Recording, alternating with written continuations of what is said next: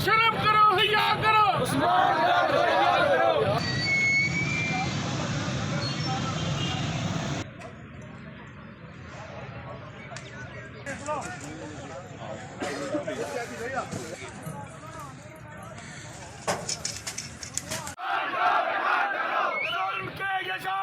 हम नहीं मानते, लाठी गोली की सरकार नहीं चलेगी, नहीं चलेगी। गौर करो, अगर तुम चाहते हो कि मसीह बरादरी जो है वो नाराज़ हो, उनके जज्बात इश्तियाल का शिकार हो और वहाँ पर कोई खुदा न खास्ता अफसोसनाक वाक़या, उसका जिम्मेदार कौन होगा? तो आवाम जान ले कि जहाँ जलसा करना था करे, तमाशा लगाना था कराए, लेकिन कानून के साथ खेलने की इजाज़त नहीं मिलेगी।